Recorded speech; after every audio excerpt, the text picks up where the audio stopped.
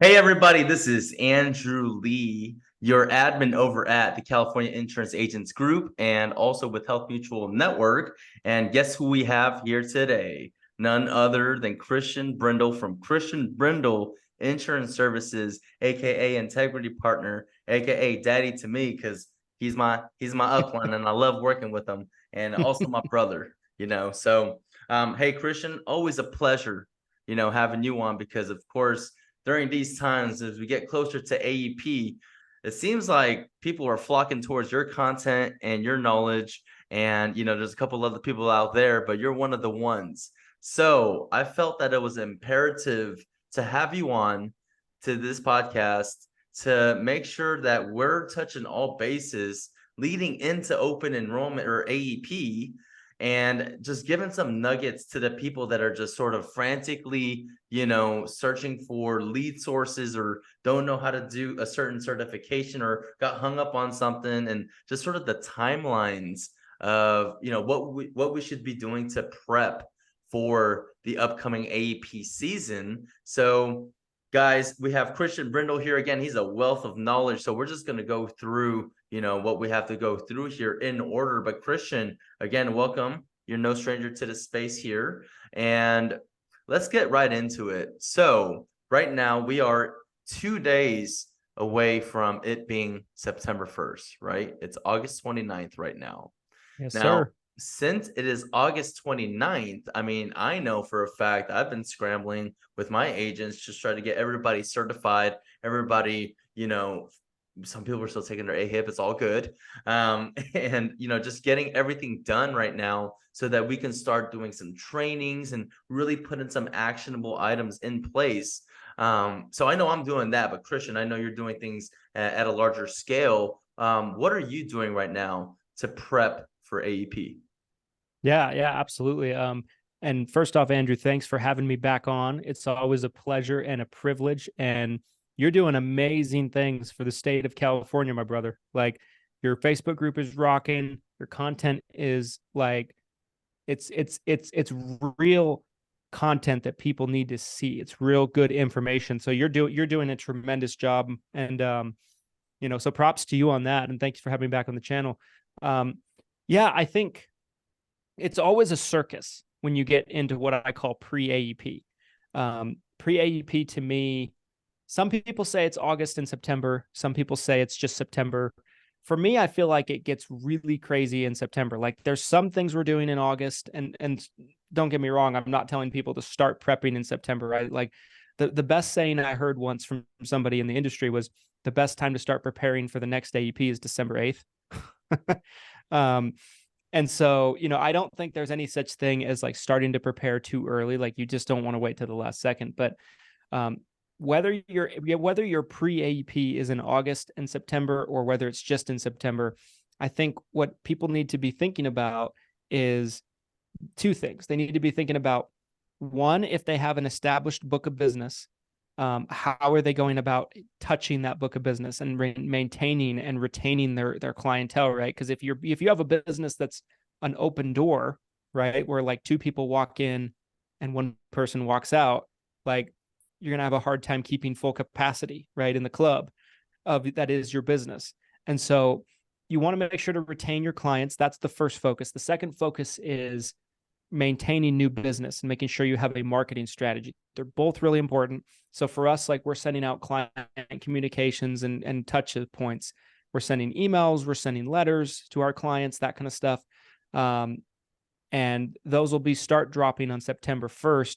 But our marketing are things that like we're just laying the groundwork for AEP to make sure that we have everything that we're trying to do. In addition to being an FMO, we're also a direct consumer sales agency as well. So we have internal agents, we have LOAs that work with us that are internal, and we're trying to make sure that they have enough to do during AEP.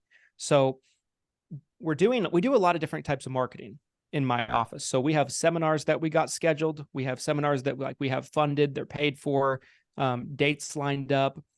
We have mail that's going to be dropping. I always tell people, if you're going to drop mail, then, and we can probably dissect this and take it apart one piece at a time, but I'll just give you a couple bullet points, then we can kind of go through them if you want to. But mail. So there's a certain time that you want to send mail during AEP, because if you wait till October to send your mail, your marketing mail pieces, they're going to get completely drowned out because it's too late at that point. Like, you need to send your mail a little bit earlier if you're doing direct mail. And then there's things like digital ads, Facebook ads, telemarketers, those kind of things. So we're getting all of those prepared, strategized, and scheduled to start throughout October and into November. So that's a little bit of kind of what we're doing internally to get ready for AEP, to make sure that internally we write a lot of business. On the agent front, we're just trying to bring a lot of training to the table that is going to be relevant, things that they need to know about, and make sure that we're just providing the information, making sure we're getting as many people's contracts done before deadlines hit as possible. There's several carriers that have a 9/1 blackout date. So by the time this even goes out, there might even be some carriers that are into their blackout periods. And so it's definitely a lot. It's definitely a lot. Like, I would argue that pre-AEP, for us anyway, is probably just as busy as actual AEP. But yeah, I think it's just preparation, laying the groundwork, having a plan, putting your budgets in order, and making sure you have things ready to start. Like, you don't want to be spending your time in October, if you're an agent, figuring out your marketing. Like, your marketing needs to be set up and ready to go, like locked and loaded, so that way you can focus on selling and nothing more. Got it. And if somebody doesn't have like a book of business, or somebody doesn't have any Yeah. clients to retain and do retention for, and they're starting off, let's say a new agent, how can they take care, or how can they take advantage of September? And I know Oh that you yeah. sort of brought it out there, but again, there's some green agents out there. There's been a lot of commotion and people switching industries, right? In California, we have a lot of PNC agents, a lot of life insurance Yes. agents that want to cross sell Medicare, and just wanted to get into the Medicare space because from outside looking in, didn't look like our industry's been touched much by what's been going on with Big Red and the PNC world and all that good stuff. So if Yeah. you're a greener agent, or even if you have an agency but you're in a different line, how can they take advantage of September? Yeah, I love the question, and it's such a great question. What I always tell people going into AEP that don't necessarily have a big book of business built up, or maybe they don't necessarily, have that same kind of thing, that where they're established and they're going into their first AEP, they're just getting started in the space. One thing that you have going for you that 99.9% of your competitors don't is you have way more flexibility and time, right? So like, what did I just talk about a second ago? I talked about how my agency is putting a lot of attention and focus on retention, right? Like, if you're in my market and you're going up against me, that's a leg up you have on me. Now, I hope this doesn't, I'm talking to California people. Utah people aren't allowed to watch, but but that's a leg up you have on my office, right? Like, hypothetically speaking, like, you can start laying the groundwork in September. So like, one thing I think that's a good strategy, kind of taking it back to mail, just using it as an example, not saying everybody has to do mail or anything like that, but one thing that we had a really good success rate with early on is when we would drop our direct mail, we would drop it at the end of August, beginning of September. Now, when we would do that, what would end up happening is we would start getting our leads coming back in prior to October. So people are like, oh, well, I guess I just have to sit on these until October. No, you don't. Like, if you have leads coming in like that, first of all, that's better because they're going to start hitting before all of the big companies start having their mail drop. So like, you're going to get a much better response rate. And what we would do when we would have that strategy is we would reach out to those people in September. We'd start prospecting in September compliantly. We're not talking about plan changes. We're not talking about specific carriers. Like, you want to make sure you keep your nose clean. But and I feel like the longer I do this and the more successful I become, the more I find myself becoming the compliance police, and that's never my intention. But but make sure to keep your nose clean. But you start prospecting, you start having conversations with these people, and like, when you get a direct mail lead, let's say it's September 15th, September 20th, if you dropped your mail early, right? I would call those immediately build rapport, have a very vague and generic conversation with the expectation that you're not going to be able to talk about plan changes till 10-1. And then you schedule a follow-up call after 10-1 where you can have that conversation. And then if that conversation goes well, then you schedule another conversation after October 15th, right? What this allows you to do is you're getting in before the other agents. Like, let's say, let's just use CBIS as an example. You're getting in before CBIS has a chance to get it. CBIS is trying to maintain their clients the first 2 weeks of October. So like anything you can be doing prior to kind of stack the deck in your favor and start having conversations compliantly early and often, you can do what's known as filling a pipeline during AEP. And you'll have almost like this pipeline of people to where you're going to be set up for success in September. And you're doing it probably at a much cheaper and more efficient rate than you could do if you started everything in October, because everybody's doing everything in October. But there's less people doing it in September because a lot of the established organizations are busy with AEP prep and they're prepping and retention and all that stuff. So no, that's a great point too. So yeah, mailers, even if you guys are phone salespeople, right? And you're not, you wanted to, mostly mailers are going to be for, wrangling people over to a seminar or like, that kind of stuff. But, people, back in the day before all the TPMO stuff, people would use mailers for even phone calls, So, I mean, I agree with you. Mailers are going to be good either way, just because, seniors want some kind of, they don't want, I mean, I know they're getting a whole bunch of mail as it is, but like a personalized, like mail letter to them, like, if you're turning 65 or something like that, a birthday card, how like the ones that you've been showing on your channel as well too, the ones that I'm using, it's like very specifically catered to them. And I even called somebody yesterday that couldn't make one of my seminars, and they're like rescheduling, but we had a great conversation about, we just went into it, right? And then I had them send a scope really quickly just in case. And so that could also, turn into a situation. It's just an opportunity that's in front of you by somebody saying, I can't make it, right? Then then I can be like, oh, I can make it to your house or whatever it is, right? Or we can do a phone call, we can do a Zoom. Let's do this. I'm sorry you're missing out on the free food, but we can still get you covered. I'm still happy to help. So that's really good stuff there. So so that's September, right? Now we're going into October. Okay. So in October 1st, what are we doing? Yeah. Real quickly, something I just thought about that I wanted to kind of just add on September, and then I'll kind of jump into October. Another thing you guys can be doing if you're new and you don't have an established book of business is you can try to start getting out in the community and build some referral partners with 55 and up communities.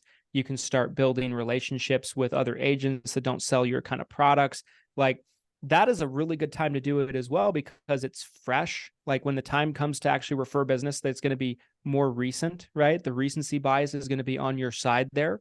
And like what I would probably do if I had nothing, if I had no money, let's say, and I had nothing but time, which a lot of newbies, that's the situation they find themselves in. I would go out and I would go to every 55 and up community, like apartments, senior housing, that kind of stuff. I don't know. I wouldn't go as much to assisted livings. They're a little tougher. Assisted livings are more difficult, in my opinion. Some people do well with them, but we've struggled. We've done okay. But the 55 and up communities. You're muted.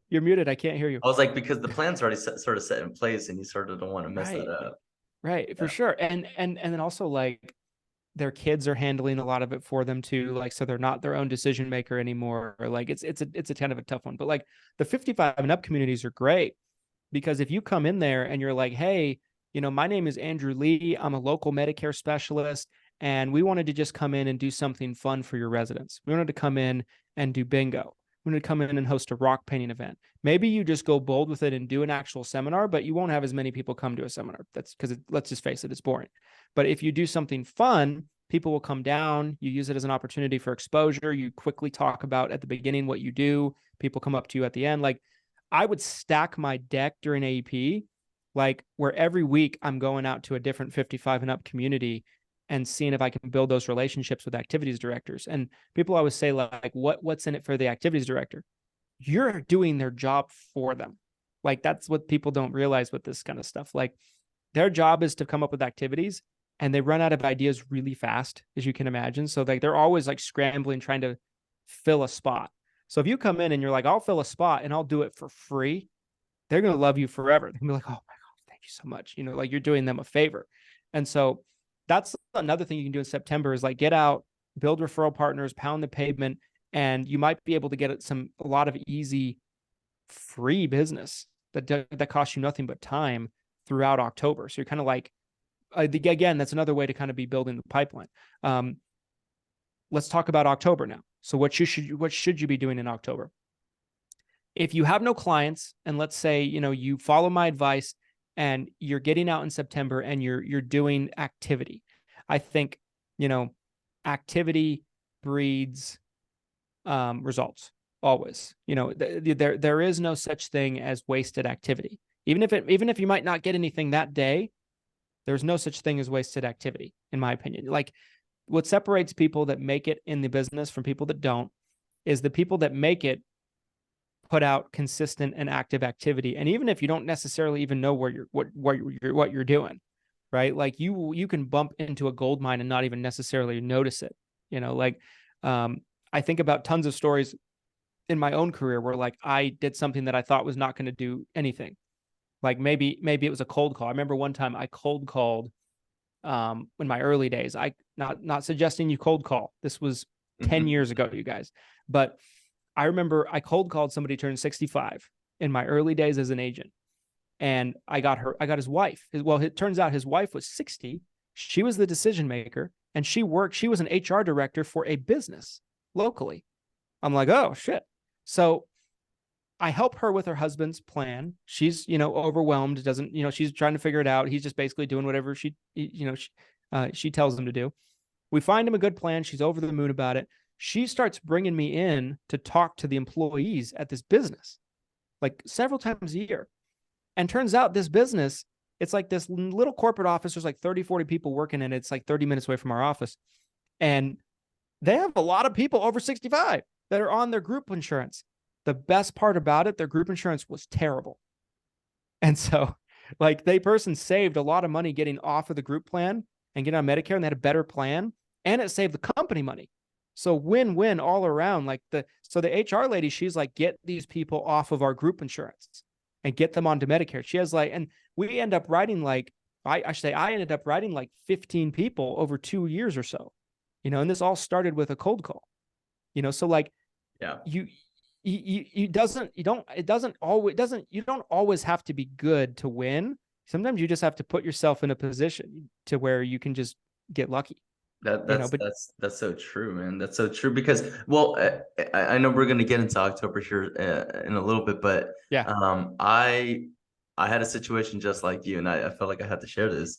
I had a mailer drop, right?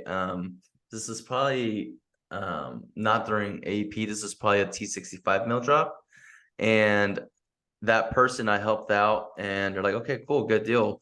Their daughter calls me and they're like, hey, what did you sign? You know, what did you sign her up for? Just like, not like aggressively, but, you know, just wanting to know. And I'm like, well, this is what I did. And this is what we got her. And this is why we got her that. And she's like, that makes sense. Anyways, I'm the director for the Cancer Research Center at the Beverly Hills. I was like, what? And then she's like, where are you at? Because I know my mom's in Riverside. Are you in Riverside? I'm like, no, I'm actually in LA. And she's like, well, we're on blah blah blah Wilshire Street. And I'm like 2 blocks away from you. She's like, come over, bring a bunch of business cards. And then she like walks me around the whole facility. She's like, hey guys, this is health insurance. You want health insurance? And then of course everybody's like, no.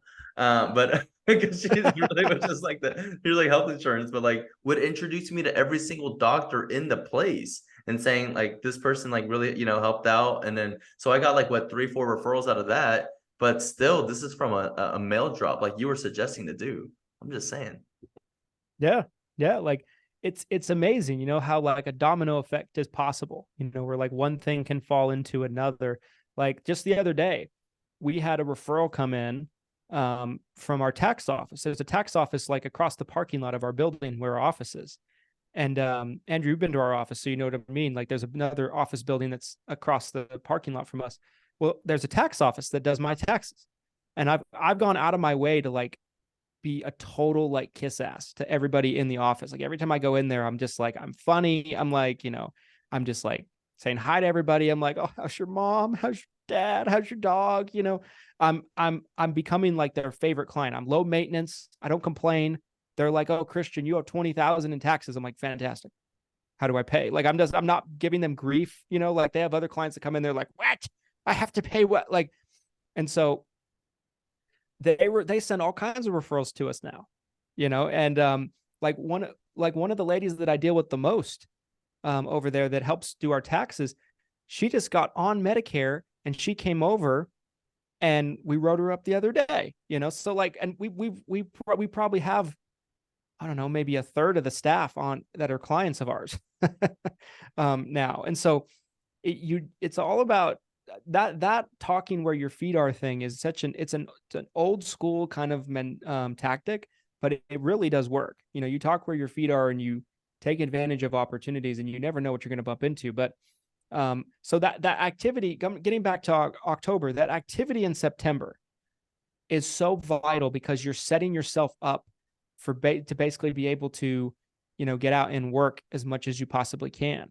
Now, the other thing in September that you should be doing, if you are able to, if you have the means to, maybe you're not doing mail, maybe you're ordering leads from a vendor, maybe you are trying to do your own kind of marketing, you should be putting that in motion as well to start in October if you have the ability to buy leads. Not everybody does. But if you do, you should be, having those leads start in an opportune time for you to be able to write them. For us, we typically have a lot of our lead orders start from vendors. We have them start usually second week of October. And they'll start coming in and kind of feeding agents and things like that. We have seminars second week of October, third week of October, and fourth week of October. Already set, locked and loaded, ready to go. So like AEP should be, October should be your busiest month of the entire year. Like October should be the opportune moment.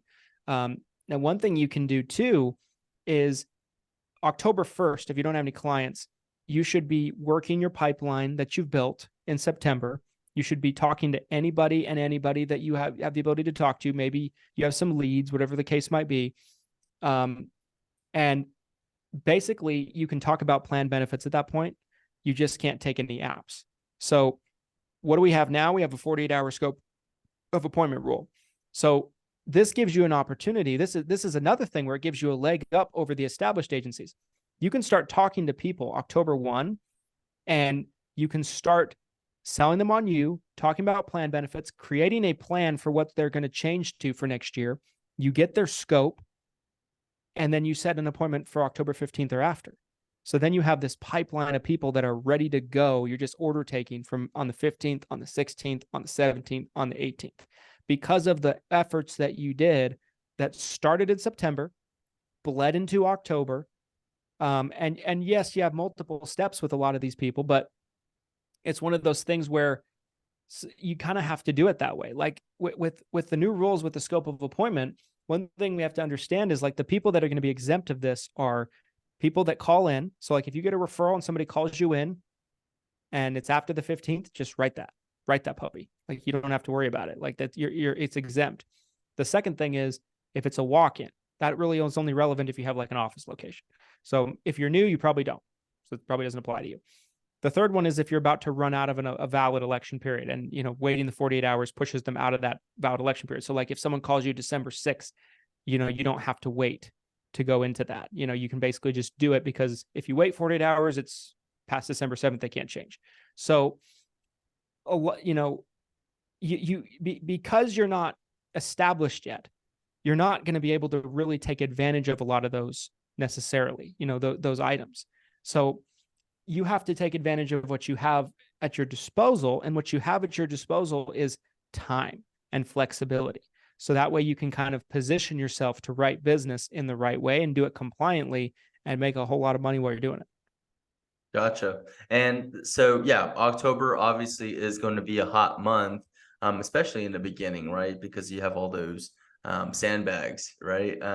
Just waiting until October 15th to submit. Now, of course, we go through November, which is a pretty intense month in itself. And we get all the way to December. Now, Christian, what are some timelines for when the busiest peak kind of enrollment like weeks are, right? Because yes, we do have a full-on AEP, but of course, anybody that's done this before knows that, the first week is hot, maybe even the second week, maybe could drop down a little bit in terms of intensity, maybe the third.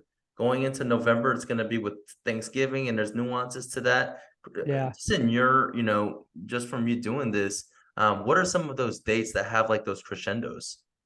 Yeah, I think the week of Thanksgiving, for sure, it dies down because people, are leaving town to go see family members, or they have family members coming into town. They're busy. They're trying to get Thanksgiving prepared and all that stuff. So that can be a little challenging.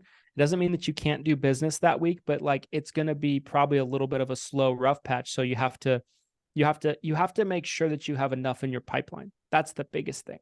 Like AEP is a marathon. It's not a race.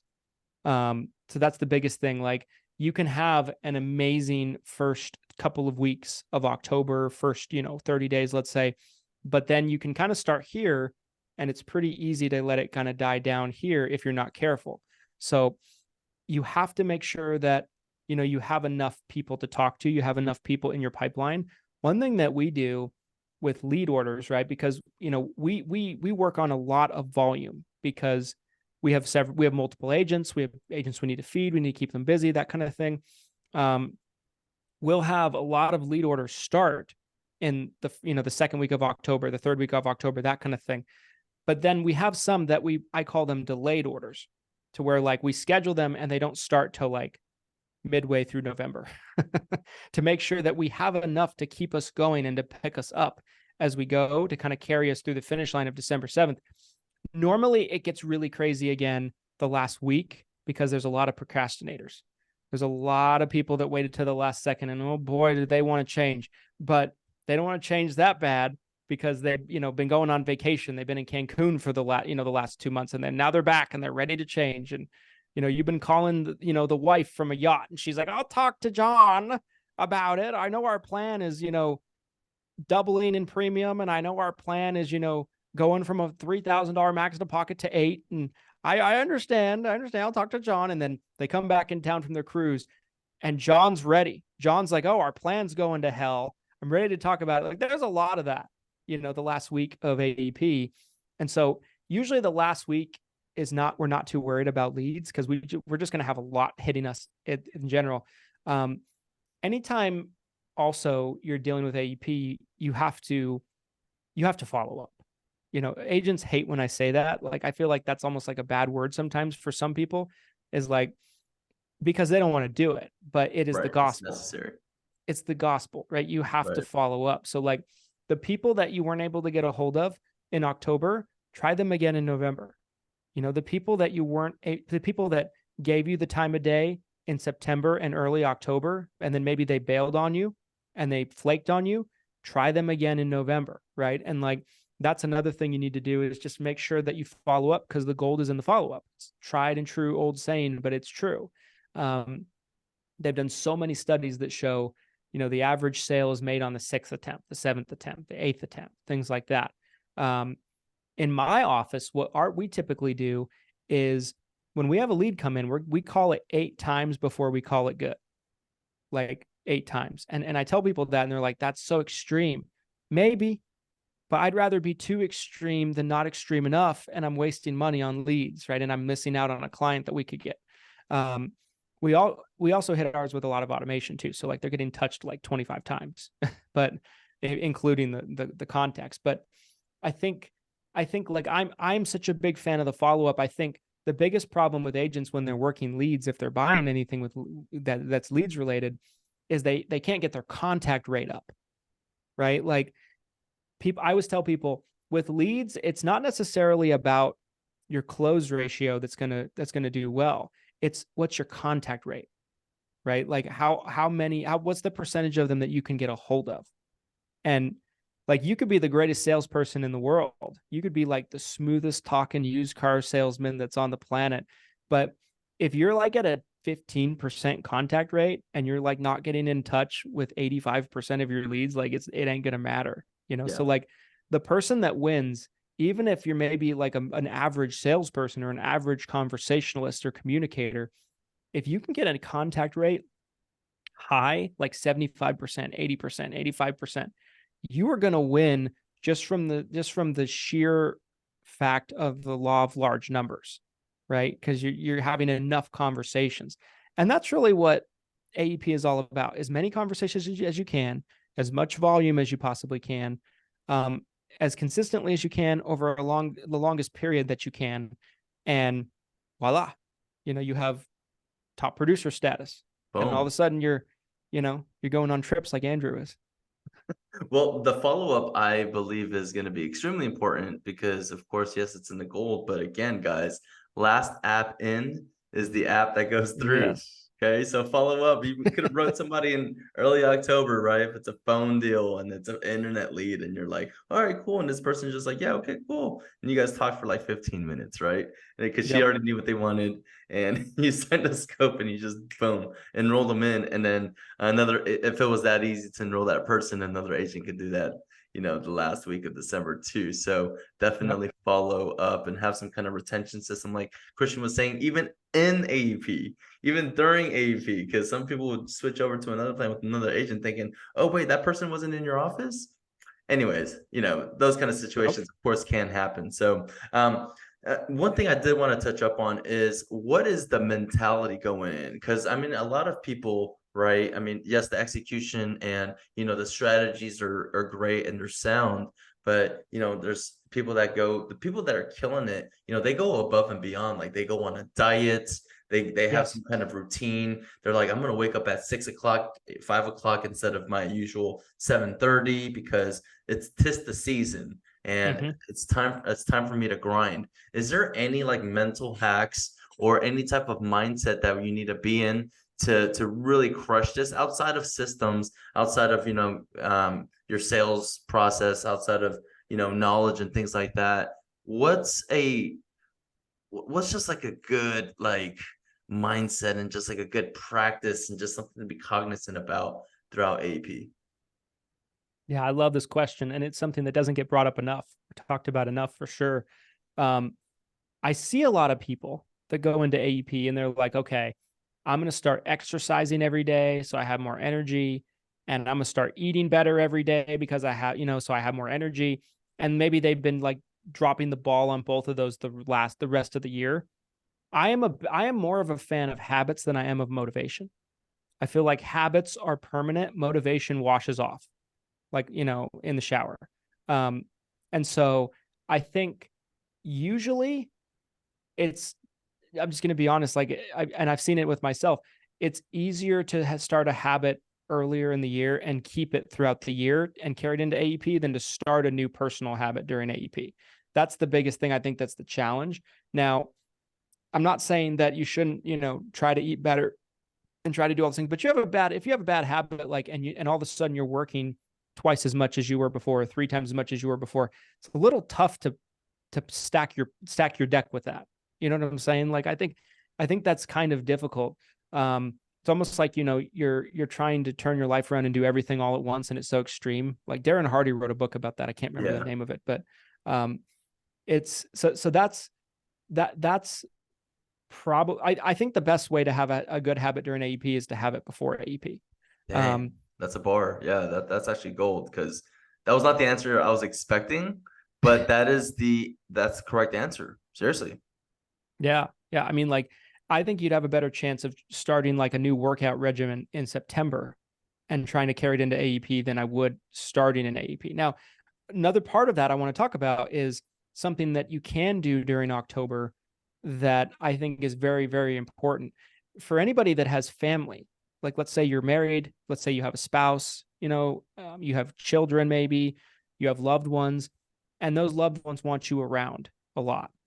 There's a lot of agents I've worked with over the years that are family people. Like I'm a family guy. I'm married, I have a child. So obviously you want to be around your people. But one thing that's really hard is when you're trying to put in extra time during AEP and not everybody's on the same page with what you're trying to do. And then all of a sudden, your wife's walking up to you and they're like, John, take today off, John. Let's go to the lake with the kids, John. And it's like Friday, and John knows that he has, 10 leads he needs to work or 25 leads he got to work that day. But he's like, oh, maybe I can get to them Monday or Saturday or something like that. One thing I always tell agents that's imperative to do is you want to sit down with your spouse, sit down with your loved ones, almost have it like a meeting. If your kids are old enough to understand, have your kids in on this meeting and make sure that you explain to them, listen, I have the opportunity to grow my business so dynamically, and I have the opportunity to grow my business in a way that I won't be able to the rest of the year. I have a 7.5-week window to where it's do or die. I need to do this to take care of our family, and I need all of your support. I need all of your support. So you need your spouse on the same page with you. You need your kids on the same page with you. Everybody's got to be bought in to the goal, right? To the vision of what you're trying to build. Like my wife in our early relationship, when we were just dating, she would get pissed off at me because I was never around during AEP. She's like, I hate AEP. You're always gone. I'm like, baby, in AEP, we're, your college loan that I paid off last year, that was AEP, like that your college debt's gone because of AEP. Like, you got to think about this. That new car you're driving, that's because of AEP. And so everybody's got to be on the same page. It's almost impossible with all the normal challenges that you have of AEP, because it is a grind. Anybody that's been through it will know it's a grind. It's even harder if you're the most important person in your life, your significant other, is like in your ear trying to get you to quit and trying to get you to stop and trying to get you to be at home more and trying to get you to do this, trying to get you to do that, and it's even harder when you're on a shoestring budget and you don't get the commission till January, because AEP commissions don't come in until the new year. You just need to make sure that you sell your spouse on it in a way. You need to make sure everybody's on the same page, and that's going to help your AEP be much more successful as well. You got to be a tight-knit unit. You have to be a click on the entire process. Gotcha. And I mean, this is going to be a random question, and we can take this however we want. If there's people selling other products during AEP, right?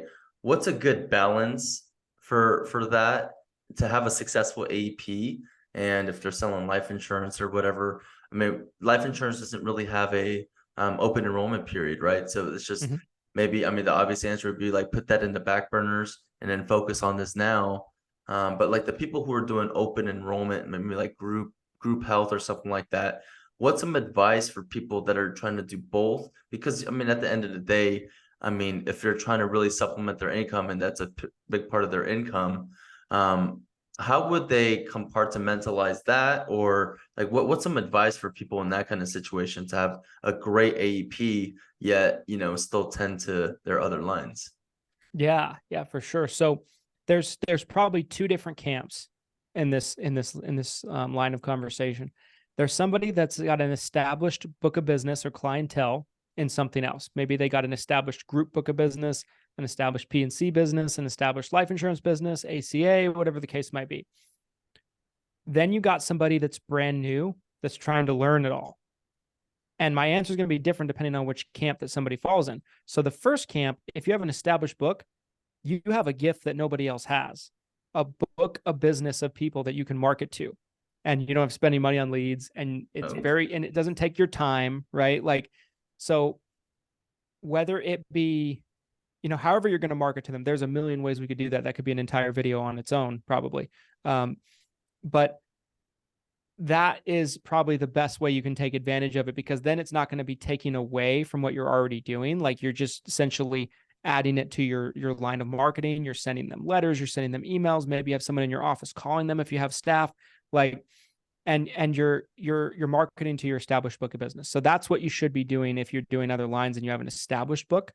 If now the second person, let's say it's a person that's brand new, that just got into this, has no book of business in any regard, but they're trying to do 4 different lines of insurance.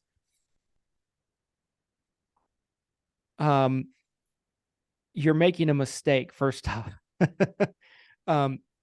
You're muted again, I think. I think you're muted again. I heard that sigh from all the way from California. I heard Yeah. that sigh. because I talk to people all the time that are brand new, and they're brand new in everything, right? Like they're brand new in life, they're brand new in group, they're brand new in Medicare, they're brand new in ACA. If you're brand new and you're doing all these different lines, you just need to pick something. Yeah. You just need to pick something and give your attention to that, because you can't learn everything at once, and you can't establish a foundation when there is none on everything at once. It's just not going to be effective. So like you can do it if you already have it established, right? You already have an established book of business or a clientele in one area, and you're just trying to supplement it. You're trying to add to it with Medicare. That's a very effective and foolproof way to really, do well in the Medicare space, with it being a side project or a side focus for you. But if you're trying to like learn it all and you just got your license, and like I see agents do this all the time. They're like, all right, I saw so-and-so in the Facebook group say, do ACA, and it's an opportunity, and I'm stupid if I don't do it.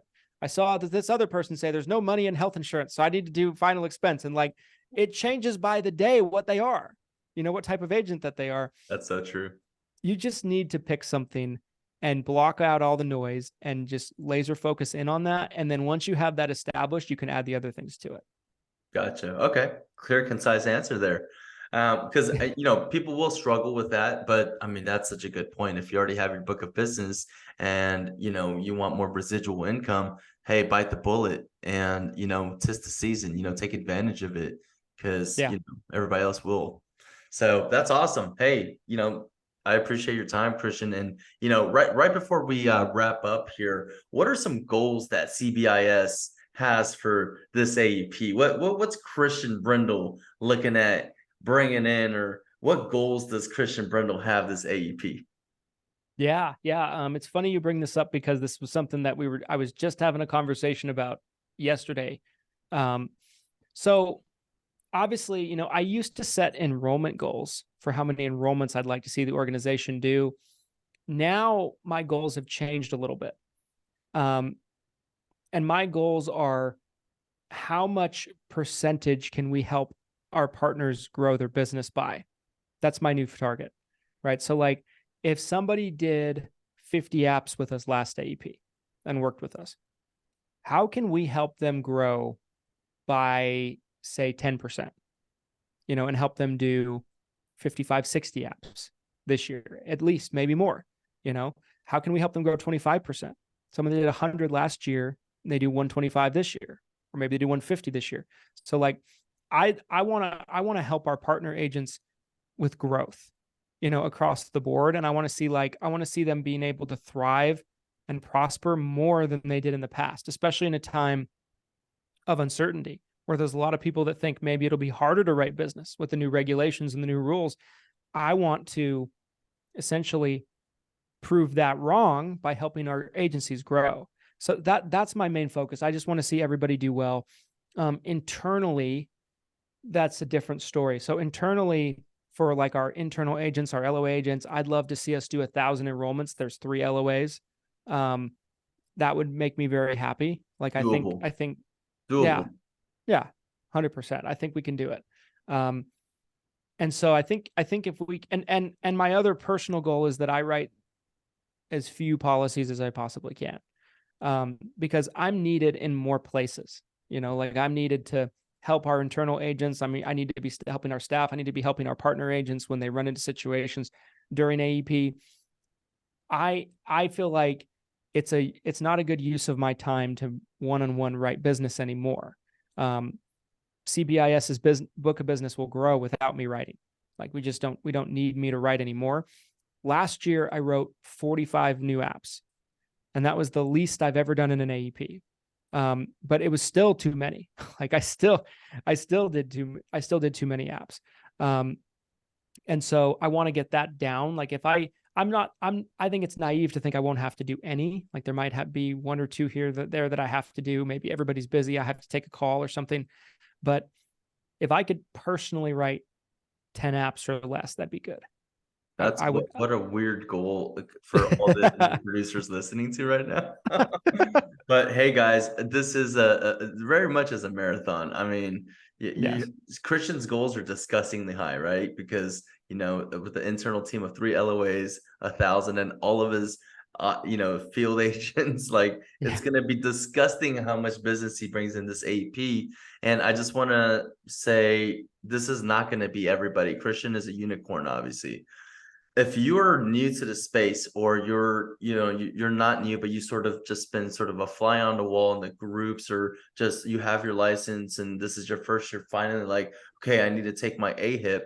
Don't think you're going to be Christian day one, right? I'm just asking what Christian's doing, because Christian's Christian, and that's the goal that you want to strive to be at. But guys, this is a marathon, and it's really not a sprint. Christian, it took you a decade and some to get where you're at. So guys, don't be discouraged when you hear high numbers like this, and when people are talking about high goals, because hey, we like talking about high goals, but realistically, if you don't hit them, shoot, like you still have the rest of the year. There's so many other opportunities, and you have the next open enrollment, the next AEP, the next you have the rest of your career to do that, to be a Christian Brindle, right? So yeah, Christian, with that being said, you're wealth of knowledge, so that's why I'd love to have you on always. And that was some good nuggets that you did drop today, so I'm sure a lot of people are going to appreciate that. Any final words for the California people out there? Yeah, absolutely. I'll start off by just saying thank you for having me back on, my friend. It's always a pleasure and it's always a privilege. You're a wealth of knowledge yourself, so you're doing such a great job at bringing California something where there's a gap, right? Where there's a need, and that's local California specific leadership content, and just lifting up the whole California in health insurance, Medicare and health insurance space up, which is so needed. I just think there's such a need for it, and I love what you're doing. So, again, thank you for having me on. I would say, guys, remember this. Like, I would, if I could write an app anywhere and all things were the same, and it was the same type of client, let's say like it's the same type of situation, and I can write it anywhere. I'm going to write it in California because that commission's higher than any other state. You guys have the best Medicare Advantage commissions. They're absolutely crazy. They're just stupid, in a good way. And, so, and there's so much business to be had, right? Like there's such rich plans available. There's such amazing opportunity and benefits available. And is there a lot of agents in certain parts of California? Sure there is, but I still think there's way, way, way more beneficiaries. Like I think that it's underserviced, really, when you kind of look at it. So there's so much opportunity still available. And you guys really can absolutely destroy it because you have everything you need. You have opportunity, you have the vehicle, great commissions, you have everything that you need to just absolutely kill at this AEP. So yeah, take it seriously. Take it seriously because it's an opportunity. There's plenty of agents in this industry that just work AEP and make like $500,000 a year, and they just chill the rest of the year. I'm not saying you should do that. I'm not saying that's me, because I certainly don't do that. Like I want to work all year round. I want to keep building, but like that's how important AEP is. There's a lot of agents I know that just come in an AEP and they just crush it, and they just absolutely just hang out the rest of the year. Like if that's your ambition, you could probably make that happen. If you just focus real hard for couple months. Yeah, but knowing you, I know you'd say if you're not on the offense, you're flatlining, and if anything, 100%. Yeah, if anything, you're going down. it's not my philosophy. Like I definitely don't think that's the right way to go about it. But like I'd be lying if I said there's no agents out there that do that. But like these are agents that usually will come in an AEP and they'll write 100, they'll write 150, they'll write 200 apps. They'll crush it in AEP. But if they were working all year round, they could be writing 300, 400, 500, 600 applications a year, and they'd be making triple the money. But they just don't want to do that. That's not me. Like I totally agree with what Andrew just said. Like if you're not playing offense, you're playing defense, and you're also helping your AEP be better by marketing all year round because you're building that pipeline all year round. Right. So you're better off to do that, but But my point in saying that is to say AEP is very important, and you can do a lot in a short amount of time during AEP. Yeah, especially before it too. So guys, if Yep. you guys have no AEP plans and you're like, okay, now what do I do? And I don't even know where to start. You know, start by watching this video. Rewatch some of the stuff that Christian was saying. There was some gold in there earlier. So rewatch this video and, you know, get some ideas. If you guys need some assistance, reach out to me. I'm here, you know, in a group. And yeah, we can maybe workshop something, you know, but just have something in place. Reach out to your guys' respective uplines and sweat them and say, hey, I need a marketing plan. Let's work together on it, and make sure you guys follow through on that. So Christian, my brother, it's always a pleasure having you on. Again, wealth of knowledge, and it's always fun, and people really enjoy when you're on, and you're always motivational and just doing the right thing all the time and just killing it. So I appreciate you having being on our lovely podcast here in California, and hope to talk to you soon. And